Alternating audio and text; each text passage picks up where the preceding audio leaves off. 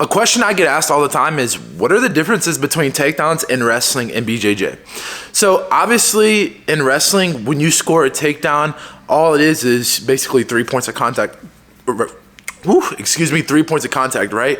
Meaning I take you down, your hand touches the mat, boom, that's it. I got a takedown. Whereas in BJJ, especially depending on the rule set, it may, getting one hand to the ground, it's not enough.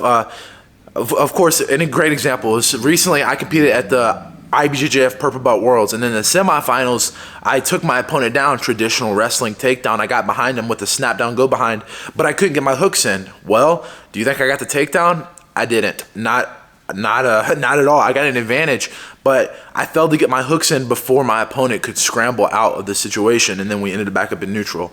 So a lot of wrestlers go into BJJ and they think they're just going to kick everybody's butt on the feet, if people even decide to stand up. But if you do get another wrestler who's actually really good at BJJ, a great example will probably be like Nicky Rod, J-Rod. Those are the most famous ones. You may be able to take these guys down in a traditional wrestling sense, but actually getting hooks in is a completely different monster.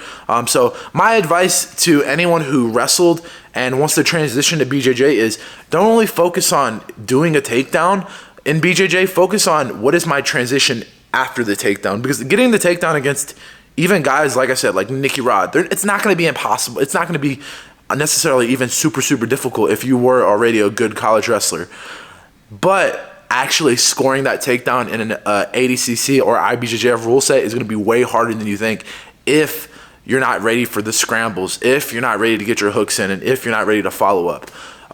Another big example, just to get the second one out of the way, is the obvious example is there is submission threats and sweep threats in jiu-jitsu, whereas with wrestling, there's not really that much. Obviously, there's like high flyers and stuff in wrestling, but there's no submissions, right? So lots of people have that traditional post high C, undercrook, high C game. Like that's like a very basic wrestler game, and it's actually not that great in jiu-jitsu. You can go ahead and watch ADCC 2019, I believe, where Mason Fowler and Craig Jones face off in the semifinals, and Mason Fowler hits a beautiful, I believe, high crotch or double leg and gets immediately guillotined and put to bed. Same thing, Kyle Bain shoots a double leg in on Craig Jones. Kyle kind of dives with his head on the outside, and it was a decent shot, not great, but decent. And then Kyle gets submitted by Craig. That's just the crazy thing about you can have traditionally better wrestling than someone, but you're not guaranteed to take them down safely in jiu-jitsu. So something that I work on personally is